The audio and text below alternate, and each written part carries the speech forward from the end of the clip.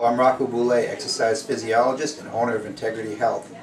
Today we're with Nancy Clayton, who has just finished a 10-week program to rehabilitate her physiology to be able to utilize glucose a lot better. Nancy is a type 2 diabetic, and we're going to be here talking with her to discuss the first 10 weeks of her program. So Nancy, welcome. Hi. Okay, tell us about what's happened with your experience with this program after the first 10 weeks.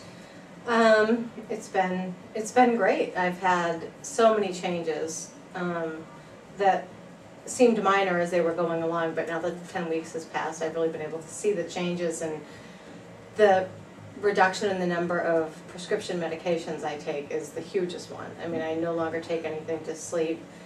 I'm not taking medicine for diabetes, which had been being cut back, and at this point I'm just taking, supplements and checking my blood sugar all the time. I have an A1C scheduled for October. Really, those medications being gone is absolutely the biggest. All right, first describe how just your general feelings then, your physical feelings versus how you feel today. Then, 10 weeks ago, I was definitely lethargic. I had a hard time waking up in the morning. I had a hard time going to sleep at night. I was uncomfortable, just physically uncomfortable all the time. I would break out like in a sweat for no apparent reason at work during the day. I had headaches a lot. Really, I felt 20 years older than I was. Okay, now how do you feel now? Now I feel great. I'm sleeping terrific at night, so I wake up in the morning refreshed and alert. I get up much earlier than I did before. I'm awake throughout the day.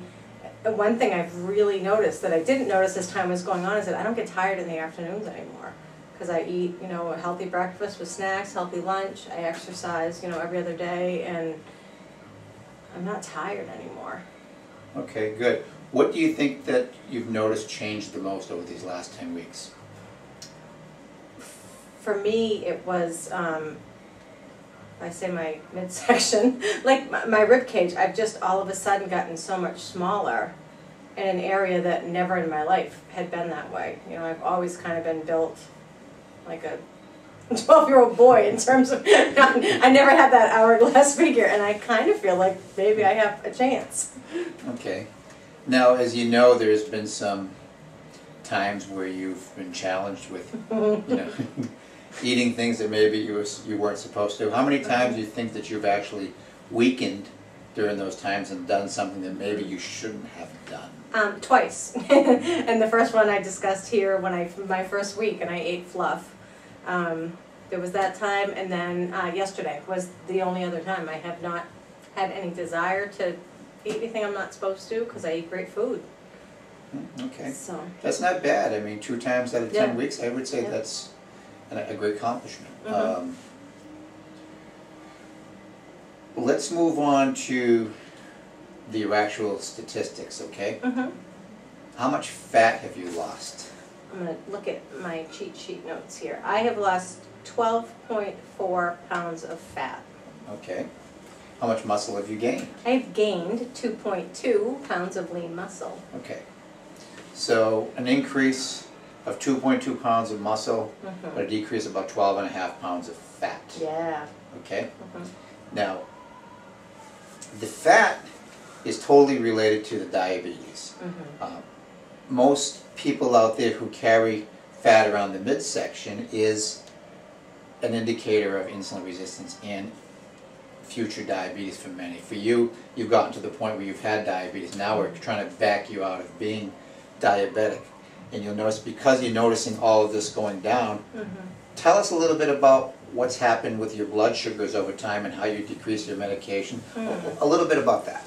My blood sugars, pretty much, right away when I started exercising and eating right, they started to go down. So I cut my, I was down to just taking one pill at that point for diabetes, and I cut that in half, and I had the same luck. They stayed really low, and then I took a stab at not taking it, and they've been fluctuating a little bit more.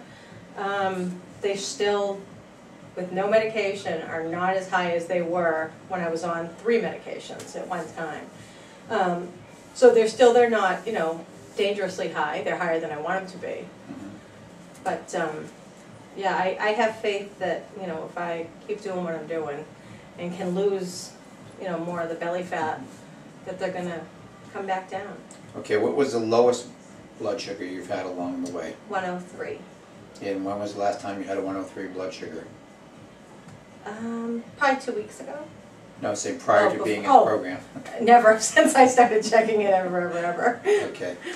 And what we want people out there to understand is that when a body becomes insulin resistant, you're going to find that it improperly uses glucose. In other words, glucose can't be, which is your body's sugar, be utilized for energy. So the cells try to figure out a way to do something with that excess sugar that's being driven into them. What we're trying to do with Nancy here is to make the cells more receptive to sugar once again by bouts of clean eating, which means low glycemic foods, high fibrous foods, high protein, good unsaturated fats in the diet, and getting her body to be readjusted so that they can use this glucose again and be able to utilize insulin the way it was meant to be used in the body. Now, let's talk about your overall experience from start to finish. What were your hardest moments and what were your best moments? Boy, best moments are easy. Hardest moments, I would say, you know, as my weights increased rather, there was, you know, there's a couple of machines that I struggle with a little bit more than others. But that, you know, I really, to think of bad things, there hasn't been any. I mean, I can't think of, you know, the only bad things were my screw-ups, you know, the 2 times that I ate food that I shouldn't have.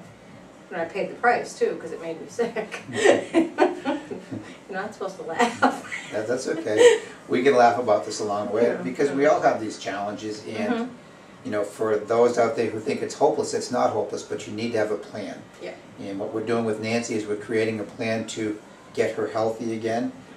Congratulations, you've done a great job thus far. Thank you. We've got a ways to go, but I told you it would be at least 20 weeks. Yep. So we're halfway through. Yep.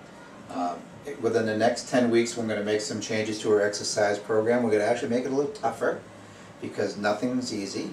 And also we're going to manipulate her foods a little bit more and make it even a little bit cleaner than the first 10 weeks.